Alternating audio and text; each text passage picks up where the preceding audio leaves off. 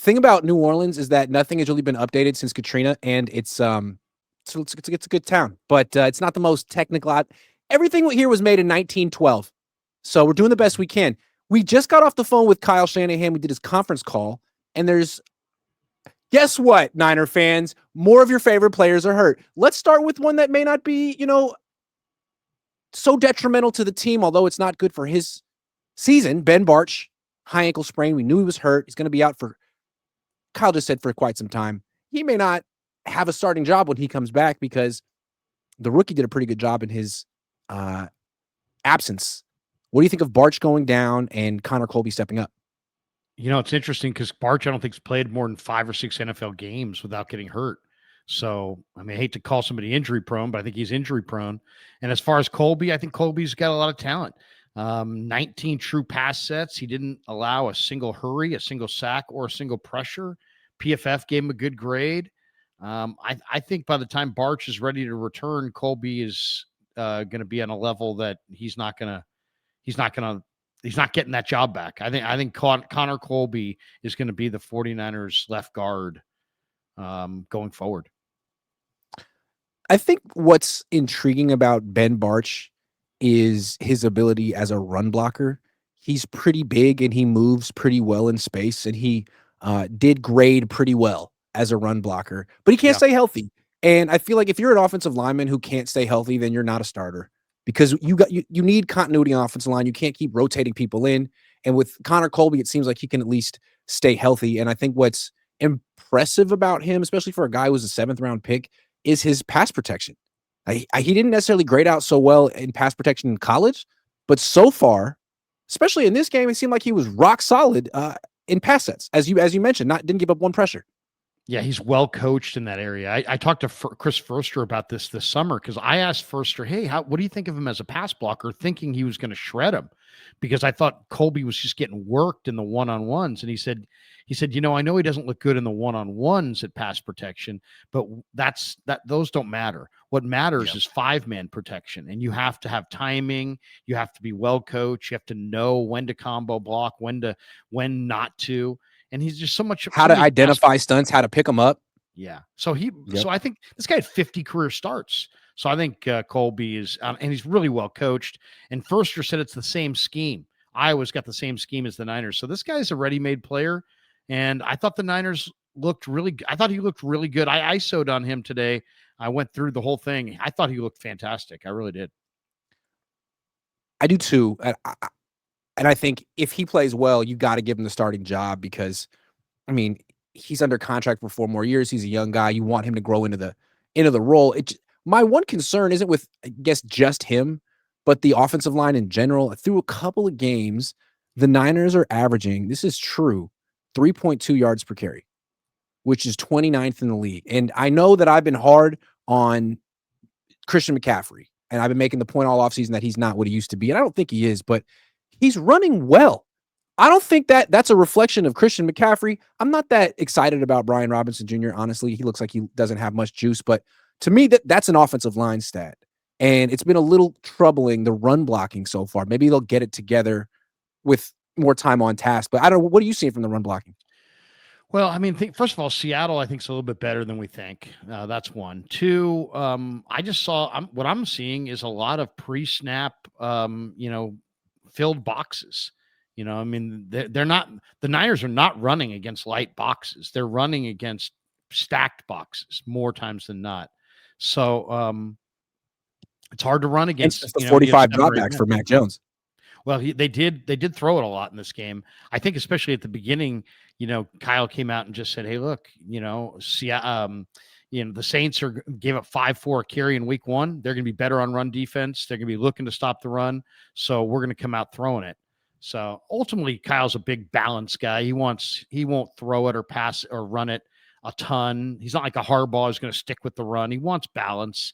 But I think it's a little concerning. Now, if the 49ers 2 weeks from now, 3 weeks from now, still are running, into a wall, 3 yards a carry, and guys are getting hurt, then maybe they need some changes personnel-wise on their line. But, The one thing about the line, Grant, that I think a big key. It's a big part. It's a position that needs cohesiveness, and they really didn't play together this summer. So I think more so than any other position, you got to give the O line 3-4 weeks to kind of see if it comes together and looks a little bit more cohesive. And the good news, it's like you got a young left guard who's ascending. You got a young right Yeah. guard who's a good player. You got a right tackle in his prime who is still seems to be improving. Like he's having a pretty good season so far after getting paid. And Trent Williams really struggled week one. I thought he had a nice bounce back performance in this game. I mean, this group collectively helped Mac Jones play his best ball, although Mac Jones helped himself in certain ways too. We'll talk about him a little bit later, but you really got to give the pass protection credit against the Saints. Now they were facing the Saints. That always helps. Still. Saints had a good week the week before pass rushing. Yeah. I mean, the Saints had 5.5 sacks against Kyler Murray. And they've got Granderson ain't no joke. I'll tell you that. He is a really good pass rusher. And Cam Jordan is older and he's a former inside guy, now outside. But that was the strength of the Saints is their defensive front seven. So, I thought the Niners did a pretty nice job, actually, all things considered.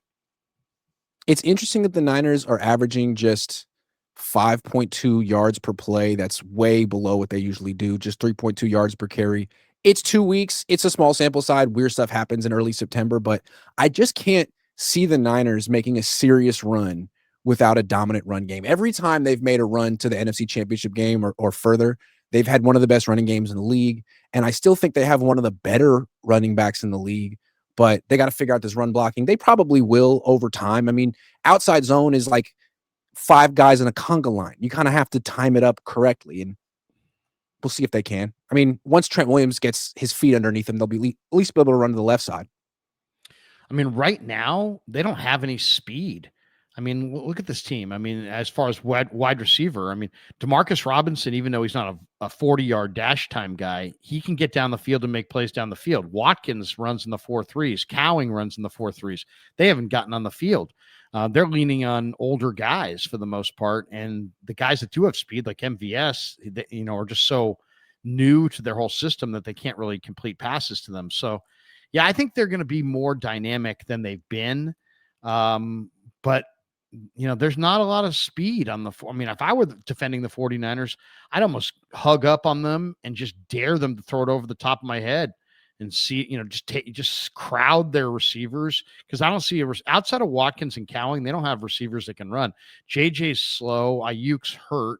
Pearsall can run a little bit, but he's hardly a burner. They don't.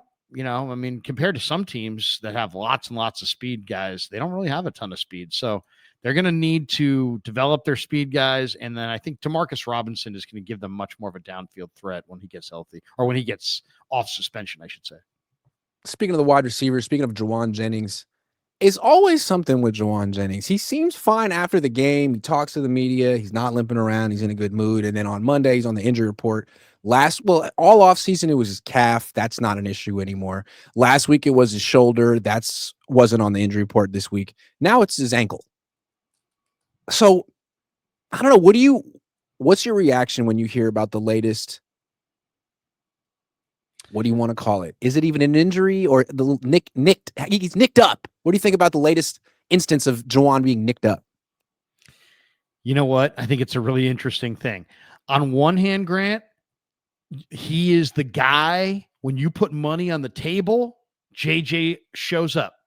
But now I'm starting to get the feeling that when money ain't on the table, he ain't going to show up no more. That's what I was going to say. It's like, oh, you want to pay me $7 million this year? Guess what? I'm hurt for every practice, but I feel good on game day. I'm Mr. Game Day. Thing. I can. You want me to practice? Pay me. Yeah. Pay me. Yeah. You can get hurt in practice. I think he's going to play. I think he is literally the wide receiver equivalent of Trent Williams right now in their eyes. Obviously, Trent's a Hall of Famer, but Jauan's got Hall of Fame status almost in the eyes of Kyle and John because of they love him. He's a dog, and he is a money player. But I'm getting the feeling that when there ain't no money on the table, he ain't going to do shit. So I don't think he's going to show up for practice. I don't think he's going to practice much. It's not that he's dogging it. I just don't think he thinks he needs it. And I don't think he's going to. I think he'll practice sparingly the whole season. I kind of feel that too. Now, maybe Jauan's watching and he's like, wait a second, I love practice. My ankle hurts. Possible. Yeah, But we possible. don't know. But I guess to take him seriously, he's on the injury report a lot. He's been on the injury report a lot throughout his career, which is I think a function of how he plays the game and also probably a reason not to extend him. I mean, he's hurt all the time, a little hurt all the time. So maybe better to have him on a year to year type of a contract so he has at least incentive to be on the field on game days because he really does bring it on game days, no matter what. They love him. They want him back. If he, I think they're gonna let him because he's got a big payday coming, right? I mean, Colton took the money, and Jauan and his agent Rosenhaus took a little bump with the sights set on March. So that's what he's all about is March.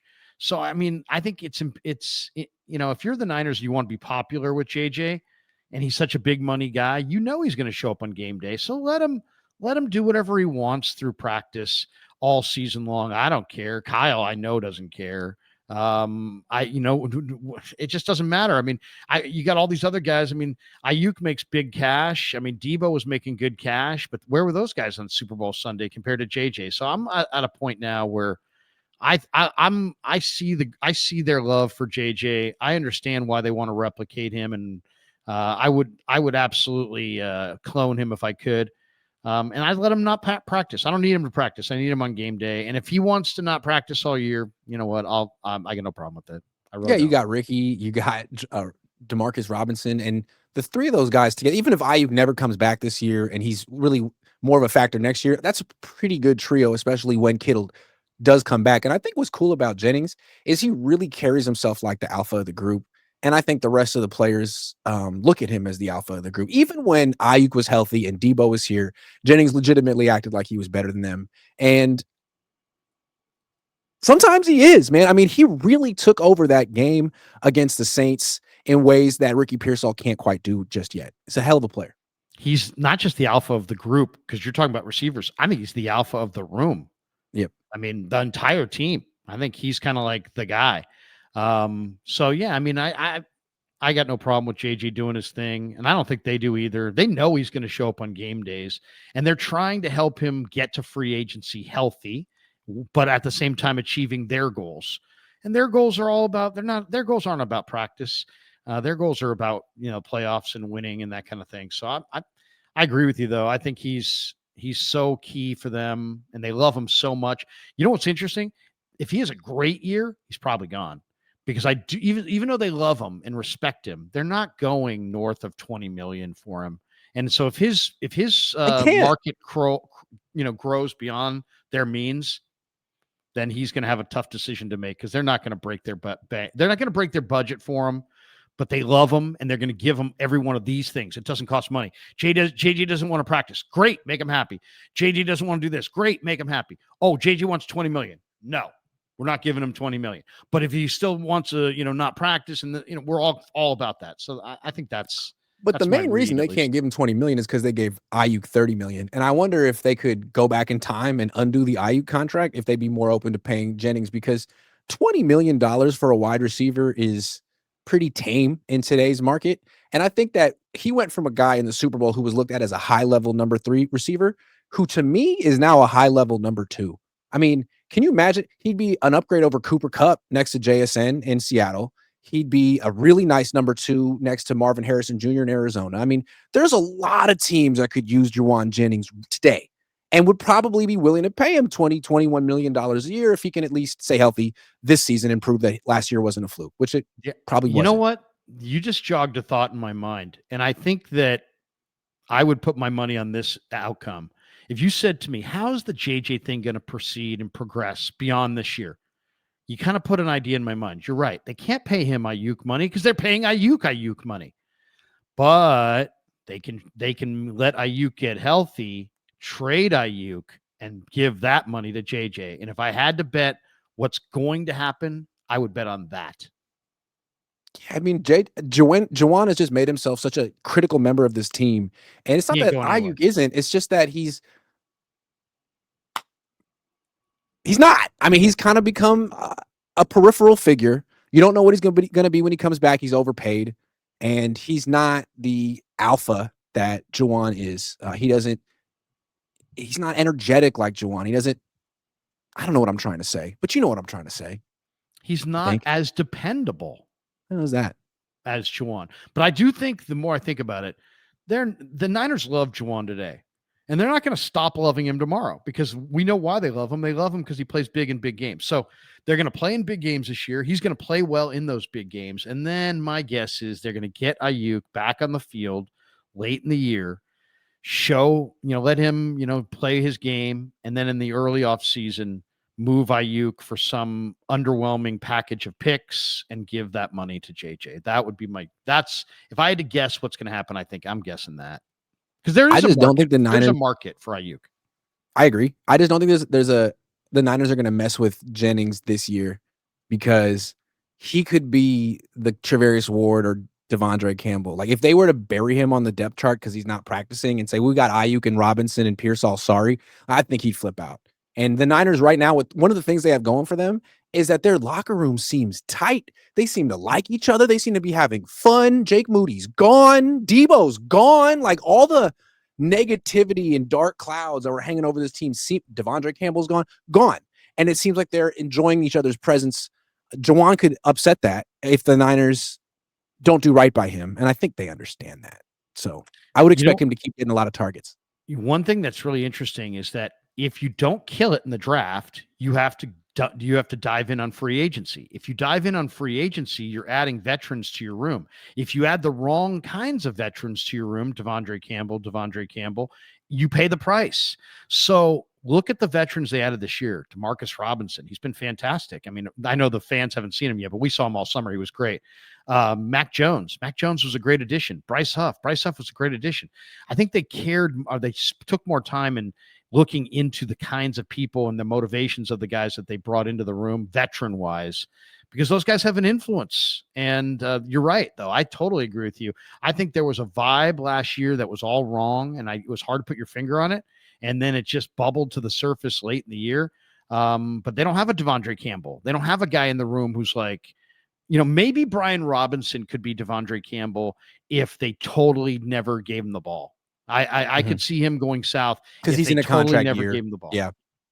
Yeah. But other than that, I think they brought in guys that are adding to their mix and adding to their room, not in any way going, hey, you know what? In Jacksonville, we did it this way. In Washington, we did it, that kind of stuff is what NFL coaches, that's the reason they don't like going into the free agent market, because everybody's got their own, hey, man, Jaguars coaches were good with this. Well, that's them.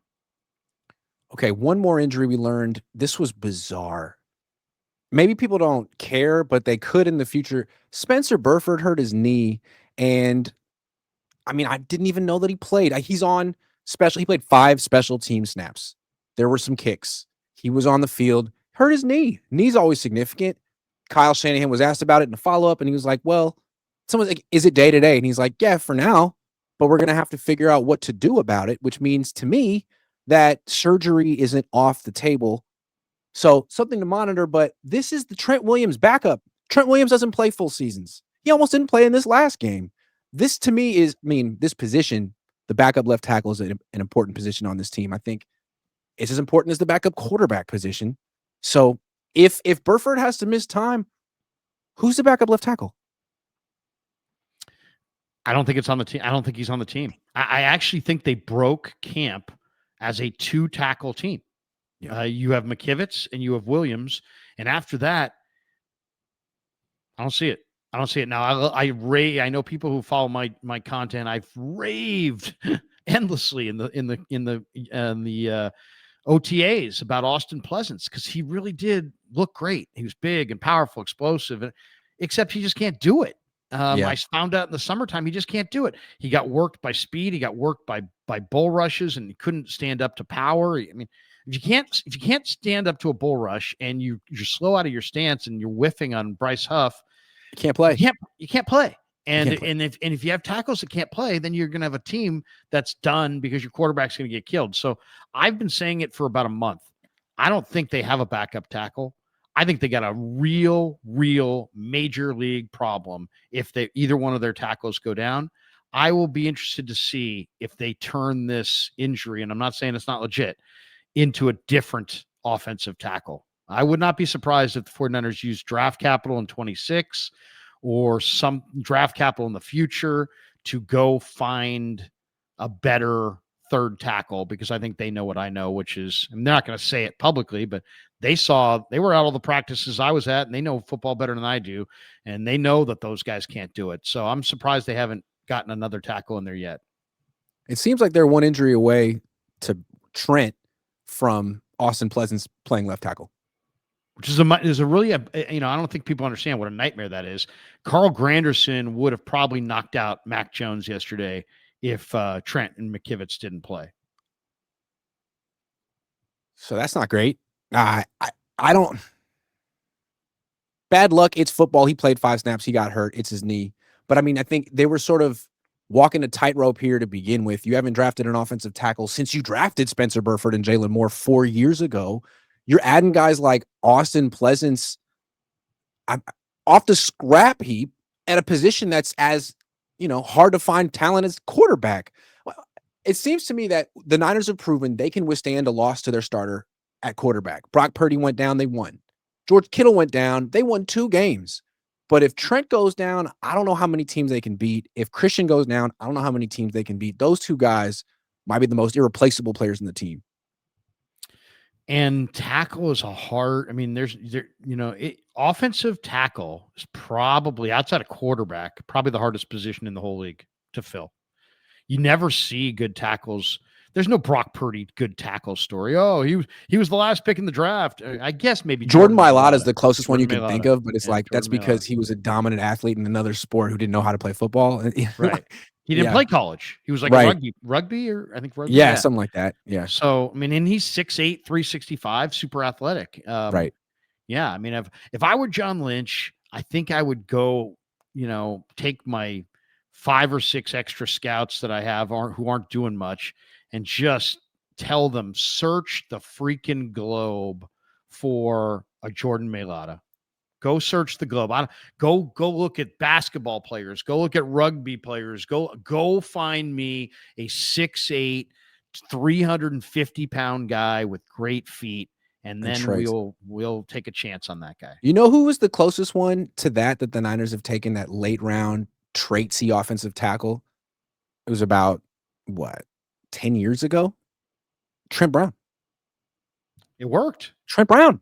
As opposed to taking the Justin Schools of the world, or just stocking up on guards, because the Niners love guards, and they can find some good ones. Shoot big for someone like that. The reason I like the Alfred Collins pick, even though he's been pretty bad so far, it's Trent Brown's cousin.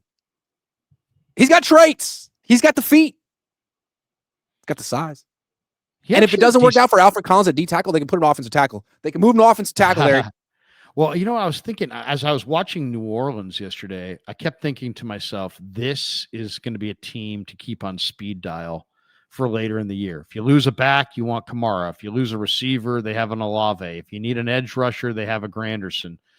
I'm looking at their offensive line. They have Banks at left tackle, the rookie, and Fuaga, the right tackle from Oregon State. They got a center, Trevor Penning, who was a first-round pick as well. They have Dylan Radunes. I don't know. I mean, I have not done the deep dive on every team's offensive line, but I mean, there's got to be. I think every player on that offensive line is a first-round pick or a second-round pick. Cesar Ruiz. But look at Philadelphia. Philadelphia's stacked on the offensive line. Yep. Let me see their practice squad. They got to have somebody on their practice squad offensive line-wise. They have Luke Felix Fuatolo and Holland Pierce. They have Holland Pierce. If you want to take Holland Pierce, who's the 6'8", 350-pound offensive tackle from Rutgers, who they've kind of moved to guard, probably because he's too slow. I mean, they have him on their practice squad. But I would, you don't find great tackles on the practice squad. You don't find great tackles, typically on the street. This is why the situation is so dire. It's like, because these guys are impossible to find. Like, if the Niners really do want to add to their tackle situation, they probably have to trade a 26 draft choice.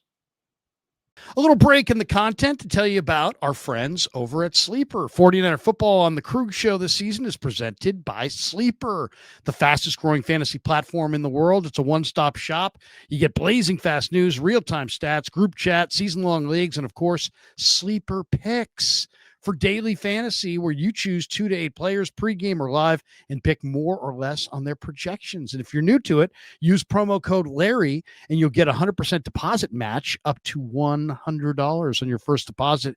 The link is right there in the description. Terms and conditions do apply. So here's the big topic that I thought this game was so interesting because of Mac.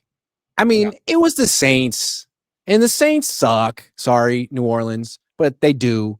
And they won by the Niners won by 5. It wasn't really their A team. So I don't know how much you could really take from the game. They won a game they're supposed to win. But Mac Jones was interesting. I don't know what you expected from him. What did he meet your expectations? Did he exceed your expectations? And how would you sort of compare and contrast him to Brock? Like, how did the offense look different with Mac out there?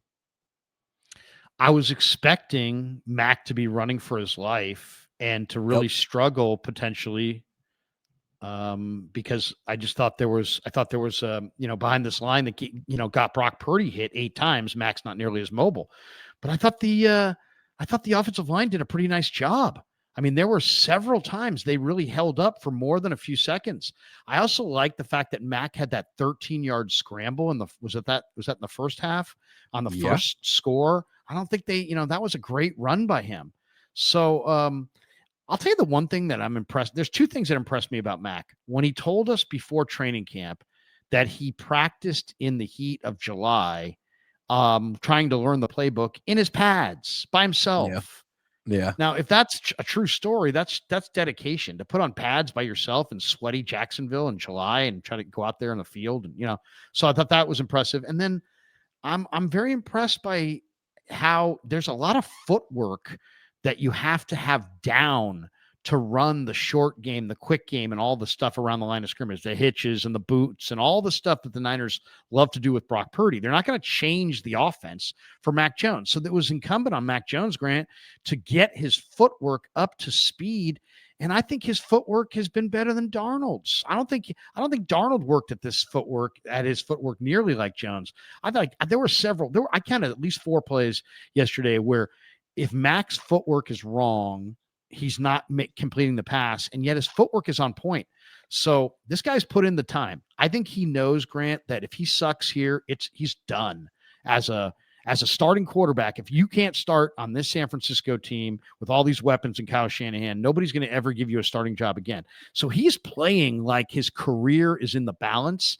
There's a sobering reality to the way he's playing, and I think he wants it. I think he's going to succeed here. I'm not surprised that he did well. I thought he would do well in this game, but I was a little surprised he came out throwing. But I love his footwork, and I think he's a good fit in this offense. I loved the confidence that Kyle Shanahan showed in Mac by calling not just 39 passes, but 45 dropbacks. There were 6 scrambles in there. That's something that Kyle doesn't do very much for his quarterbacks. And if he does it, it means he really believes in you. And I think that Mac Jones showed why. Kyle believes in him, showed why Kyle probably wanted him 4 years ago in the draft. And I think, like you, I expected him to be harassed, to be slow, to get sacked a lot. And he did get sacked 3 times and fumble once. But I'm looking at some stats here. This is from Akash, who does a great job. He said that Mac Jones' average time to throw held onto the ball for an average of 2.81 seconds in this game. Now, in comparison, 2022 Brock, he average time to throw for Brock Purdy in 2022, 2.84. 2023, it went to 2.88. 2024, it went up to 2.93. And then through a game this year, it was 3.05. So slowly over time, Brock has been holding the ball longer and longer, while Mac Jones doesn't really play that way because he's not a playmaker. He doesn't scramble. It seems like Brock maybe falling in love with that part of his game a little bit more, or you could argue that it's necessary because the protection is breaking down. But then with Mac out there, he's playing a different way. I think this might bring out the best in Brock because I think he needs to tap back into his inner Drew Brees and not embrace his inner Russell Wilson so much.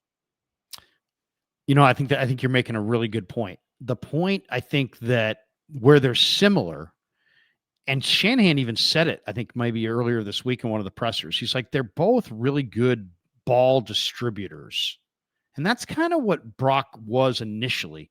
But now he's evolved from that to, hey, more of a playmaker, run Playmaker. around and this and that. And Yeah. I think, there's that old saying, you can't go broke making a profit. Mhm. And there was 4 or 5 plays yesterday you can count where Mac Jones, like, there was nothing, there's nothing, there's nothing. Oh, and then Mac completed it for 4 yards. Well, guess what? That keeps you ahead of the chains. So I think Brock is holding the ball to try to make more plays, to try to extend plays, partly for the touchdown that he threw to Tongas, Yes. because Brock can extend plays and he can run around and he can break you down the way Russell Wilson used to. And I think that's an advantage that he and only he has, really, between these two. But I think you're right. I think if he watches Mac Jones play on time and in rhythm and be more of that distributor, I think that will motivate Brock to get the ball out of his hands in rhythm. I think that's what we're really talking about. It's about rhythm. And there's times I thought Brock's rhythm last year wasn't nearly as good. And then I think also when you run as much as he did last year, your risk reward, dial gets altered a little bit. And I thought it was perfect his first 2 years. So I like that Mac Jones is going to be a distributor and get the ball out quick. And I think it will show Brock that, what, that might be just the way to go. Just get it out of your hands. You got a whole room full of playmakers. And 2, 3, 4 weeks from now, maybe more like 6 or 8, you're gonna have Ayuk, you're gonna have Robinson, you're gonna have Kittle, you're gonna have a room full of nice top tier weapons. And getting the ball out quickly and into their hands is probably going to be the motivation or the name of the game. So maybe Mac to some degree is kind of showing Brock how great you can be in this offense if you're just committed to be a distributor.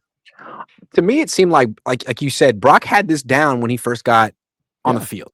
He wasn't trying to extend plays as much. And I think he had so much success early on, and it blew people's mind, like me, that people were saying, well, he's a system quarterback. These guys are wide open. The players are incredible. This is quarterbacking on easy. It's just the system. And he hears that, and he wanted to establish himself as an elite quarterback, get a $265 million contract. And I think he is sort of self-conscious in that sense. Like, well, what do I have to do to prove that I'm elite? Oh, I have to play like Josh Allen. All right, I can play like Josh Allen. And he can to a degree. Like, he does have this whole improvisational flair that's fun to watch. But it seems like he's really trying to prove that he's one of these guys when it's like, man, you could just play like Mac Jones, win a lot of games, make a lot of money, have great stats. You don't have to prove that you're someone you're not. Because when you do try to run around like Josh Allen, you get hurt. Josh hurts people. You are 6 feet. You're my size. You shouldn't play like that. I'm just saying. All I the time. mean, I would just say, hey, if I was talking to him, I would say, hey, look, let's simplify, guys. Let's just process and distribute. Process and distribute. Process what they're giving you. Take what the defense is giving you. Get the ball out of your hands. Establish a rhythm. I mean, I like the game one a little bit more than game two, from the standpoint of I like the 49ers as a team better when they dominate the time of possession and Bosa and Huff are gassed up in the fourth quarter. Because I think if you get a gassed up Bosa and Huff off the edges, or a gassed up pass rush, foursome with Gross Matos and Mikel, who had a great game, I think that's going to be a force. That's going to be a finishing force for the Niners. So, to me, if they can play more complementary football, dominate the time of possession, run the ball a little bit more, but that's what I would prefer. But I was encouraged to see Mac throwing it for sure. It seemed like both Mac and Brock, at least this season, had done a good job on third down, uh, moving the chains by any means necessary. Brock can do it with his legs and extending plays. He's so similar to young Russell Wilson. What I like about Mac for a pocket quarterback who doesn't move that much, if it's 3rd and 14, he's throwing a 15-yard pass. He's not checking it down on 3rd and 14 and hoping. Like, he made some really nice throws on 3rd and long yesterday to move the chains. I mean, that's, to me, the mark of a starting quarterback. I guess that was my other takeaway from this game. He's a starter. He's a Yeah. starter. He's been on some terrible teams, and That was one of the better signings in the league this year. He's making Oh, $4 million a year to play starting caliber quarterback and be your backup. It's nice. it's truly unbelievable. And this is the advantage. Basically Darnold gave the 49ers a huge favor, did the Niners a huge favor by how often he talked up Brock Purdy and Kyle Shanahan. And then, did Darnold look good with the Niners? No, he started one game and he lost to Carson Wentz at home, Yeah. and he took a terrible sack on the goal line late, and he looked very much like Sam Darnold. But somehow he still got broken off. He still got paid in free agency, and this whole message of, hey man, go to San Francisco. Look what they did for Darnold. And he talked up Purdy more than he talked up Shanahan. I just It's think true. that Jones, I mean, and I mentioned this before today. Jones, the smartest move the Niners did was not signing Jones. The smartest move the Niners did was signing Jones to a 2-year deal. Because Yep. if Mac Jones is forced to play, I don't know, 5 or 6 games this year, and let's say goes 5-0 or 5-1 or something like that, the Niners are going to have attractive trade offers for him in the offseason. Right now, they were looking at him when he was kind of like, you got to save your career. Are you really an NFL quarterback? They're going to show that he is an NFL quarterback, and one that's got a really cheap, affordable $7 million price tag or whatever it is. And I think there's going to be, I mean, the Niners are going to have to resist the urgency to hold on to him, or he wants to start someday. But he's a luxury item right now. But I think someone's going to offer them a day 2 pick. I really think they'll get a day 2 pick or more for Mac Jones when they go to trade him. And I think I there'll be think a Mac trade is market loving. for him. I think Mac is loving being on the Niners right now. He knows what it's like to be on Oh yeah. terrible organizations. And right now, all that's happening is his stock is going up. The Niners are like quarterback rehab. Like, oh, you went to a bad organization, you had some traumatic experiences, and your career is on, life support. Come to the 49ers. You may not play that much, but you'll learn Kyle Shanahan's system. It's a system that like 14 teams use. You'll be instantly employable. It's like football boot camp. I mean, all of a sudden, you're ready to go. So it worked for Darnold. Mac Jones sees that it's going to work for him. This could be instructive to the Niners. If it doesn't work out, paying Brock Purdy $53 million a year, don't ever try to trade up for another quarterback like Trey Lance again. Don't go after the draft. You can take guys in round 7, but you have a little formula here. You can take these guys who were top 10 picks and were, completely mismanaged by their original team or a couple of teams, bring them over here, sign up for $3-4 million and get that top level talent that the other teams couldn't unlock. You've done it a couple of times now. I mean, that's quite a cheat code that most freaking teams can't do. Something to think about. Something to think about. Well, and It's I working for think the Colts and Daniel Jones. when he came out of Alabama, there was that long article about him, and I think he came across as kind of like a partier and then kind of a Yep. bad body guy, and maybe a guy who was elevated by Bama, and was he really even NFL? And there were just kind of people that were all over the map on his evaluation. And now I think it's pretty obvious that he's even though he doesn't necessarily verbally sound like a really bright guy, he's very football smart. He's very dedicated to his craft. He plays on time. If you said to me what was the most challenging moment of the summer for the 49ers, I would tell you it was day 1 against Denver in Santa Clara in that joint practice. And Grant, I don't remember if you remember it, but I remember it very clearly. Mac Jones was worlds better than Brock Purdy on that day. I'm not trying to establish any kind of quarterback controversy. I'm not saying anything. I'm just telling you the facts. That day, Brock Purdy, and I don't remember, you guys kept the numbers, but it was like 15 of 35, or it was It was not not, good. it wasn't good. It Yeah. was like 16 for 32 or something It like started that. off really rough. Yeah. Yeah. And Mac Yeah. Jones completed a high percentage like he had all summer. So I don't know what to make of that, other than that was an eye opener to me that, hey, you know what? Maybe Mac Jones is a little bit better than we think. And I also thought he wasn't going to fit in here, but he has fit in incredibly well. And I think it's because he's got a good sense of humor. He can laugh at himself, but he works. He's a worker. He's put himself through the mental reps. he really looks like he's been in this offense for a number of years. He does not look like a neophyte in this offense. And if you look at his career, 56 touchdowns and 7 picks at Bama, Pro Bowler as a rookie with New England, and then all of a sudden he looks up, it's Matt Patricia is his OC, and the next year it's Bill O'Brien, and they have no weapons at all. The next year he's backing up Trevor Lawrence. So his career has taken kind of a 3-year detour through hell. But you know what? The guy was good as a rookie, and he looked good yesterday. He's one of the guys. He does a really good job. When he came out, I didn't think he'd be a leader in the NFL. Like, this guy's a little weird, but no, he's authentic. He's funny. He's self-deprecating, and he like really makes the effort to have relationships with all kind of different people. Did you notice that he was one of the first guys coming down the tunnel with the next to Trent in the boombox? Like, he was dancing and singing. I mean, no offense to Brock, but you would never, ever, ever see Brock do that. Brock is very buttoned up. He dresses like a math teacher. He's very serious. I don't know that he has a sense of humor. It must be kind of refreshing to look at Mac as like, man, this is no type of NFL quarterback I'm used to. And yet, he's a confident, freaking cocky, swaggy dude. You know, it's funny. I think Brock is pretty freaking funny, though, because Feliciano said, dude, Purdy does the most ridiculous impressions and he cracks people up. So I got to ask Brock about that. You think he can do a Kyle Shanahan impression? I wish. Give us a Kyle impression. Come on, you make more money than him. You can do it. You can do it.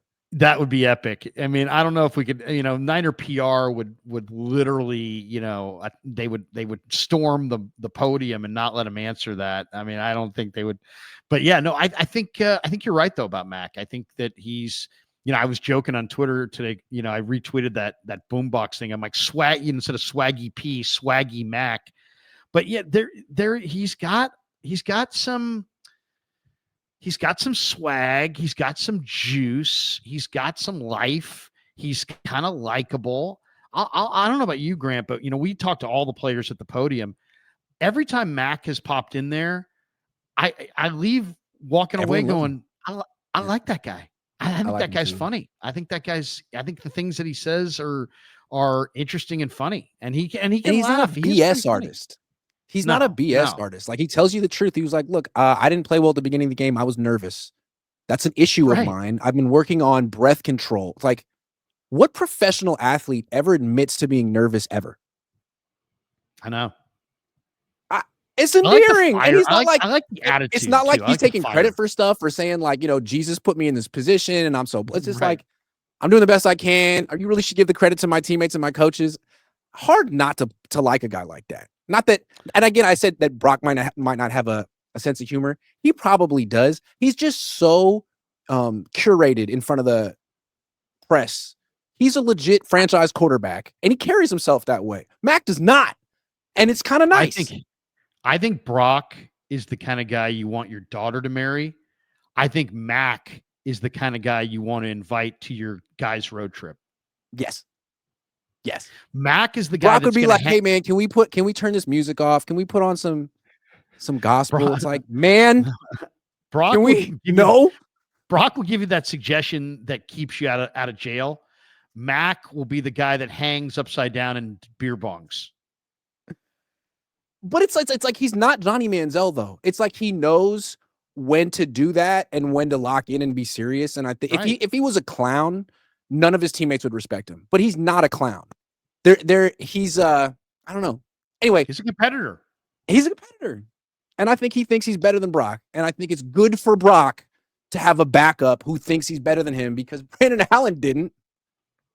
Yeah, that's why I've been saying all offseason, I really think this is the underrated move, getting Mac, because signing Brock, there was always the chance that you would get a guy who either believed his own press clippings, though I didn't think that would be the case, or just was trying to live up to this massive contract and was in his head a little bit. Having Jones there, I think, resets the whole thing, and Brock is just like, hell if that guy. I bet you Brock Purdy's injury healed tremendously during that game. I agree. Healed tremendously. Another thing that people just can't. I mean, we all love Brock Purdy's story. I kind of like Mac's story, because Mac got humbled. He was a first round pick. He was doing the 100 mil, went to Alabama, and then he learned how cruel the NFL world could be, and he was pretty much on the way out. So I think it's easy to pull for someone to like pull their career together. Where with Brock, it's also easy to pull for Mr. Irrelevant, but he hasn't really been humbled yet. And everyone does in life. You have been, I have been, he will be, Mac has been. It's kind of interesting to be like, well, Mac's kind of the underdog now. I kind of like Mac.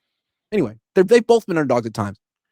I think the Niners are in a great spot. I think they're in an absolutely great spot, and especially because you get the feeling that Mac and Brock, or even though they're trying to get the same thing, that they're going to get along. It's like I think there's some. I think Brock, gets the respect because of his preparation, and I think Mac seems like a guy that understands where he is in his career. I mean, has anybody had a tougher road than Mac Jones? You're replacing Tom Brady. You're Yep, working for Bill Belichick, and he takes his defensive buddy in Matt Patricia and he makes him your fucking offensive coordinator. that was weak. What?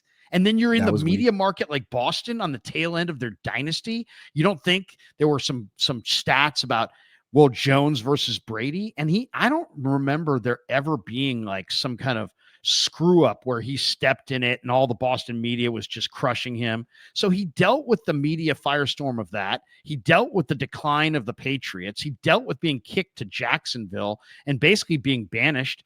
And this was the first time in his life that he's actually, since college, that he's been able to say, you know what? I want to play there. Here's my career. I've got it in my own hands and I'm going to put it here. And I think he made a great decision. He probably could have gotten $1 million or more from somebody else. But you know what? He's like, hey, look what Brock Purdy's process did for Darnold. Look what this offense did for Darnold. Look at what Darnold has. I personally think, and I've always thought this, I think this guy's better than Darnold. Darnold's a bigger guy, better athlete, a little bit more stronger arm. But I think Jones is the more accurate player. He's the smarter player. He's the better processor. I think he's a better player than Darnold. If Darnold could get the 3-year, $100 million contract, Mac Jones could get the 3-year, $100 million contract in a couple of years. And the Niners got him for $4 million a year right now. That's just good team building. Joseph Ernberg says thinks he's better because he is better. F Brock. Man, Ernberg, very not negative like on Brock. Why F Brock? What did Brock do? I like Brock. I don't Ernberg. understand. Brock, I mean, come on, Brock was Mr. Irrelevant, and he went to a Super Bowl with him, and he's been, pretty much lifted this team up by himself at times, and you're going to crush him because Mac Jones has one good game. I understand why fans were kind of like didn't like Jimmy, because you always kind of question how dedicated are you, man? How come your coaches talk to the press about how they can't get you to call them back in the offseason? Like, that's not okay. But Brock's not like that. Deshaun DeVoe says, is it me or does Mac look more like Drew Brees than Bro, since that's who they believe brought to be? Is it me or does Mac look more like Hugh Brees? I think Breeze? he like talked to text that one. Maybe one of the reasons that Mac was so good in this game was because it was indoors. I don't know. I mean, it's just part of the country that he's comfortable in, right? I mean, this is, New Orleans. I mean, he's played at Bama, maybe Yep. coming back here in this humid weather. And I just think he's simplifying things, Grant. I think he just understands. It's like, hey, I'm just gonna run Kyle's plays Yep. and distribute the football. Yep. And as long as he doesn't turn it over in mass, they're going to be great. And it's interesting again because Brock is way beyond this. It's not enough for Brock to execute. Brock has to show that he's worth the contract, and that's a dangerous place to be. I think it's good for him that Mac is here playing the way Brock used to play. Larry, it is time for us to enjoy one last night in New Orleans. You got any special plans? Nothing special other than Kevin and I are gonna go hit some place and watch the Chargers and Raiders. Nice. We have a really, really, really early flight, like 5 a.m. early. So we'll be probably doing the New Orleans up all thing. night. We're going to stay up all night and just go to the airport at like 2 or 3, so nice. It's gonna be, well, I'll catch you guys. We're going out with a bang, man. We're going out with a bang. That'll be fun. Thanks everyone for watching. Real quick, Joseph Ernberg says Brock's weak arm makes him irrelevant on this team. On that note, thank you very much, Joseph, and everyone for watching. Brock, if you're watching, I can't control Joseph. He's his own guy. So it's earned.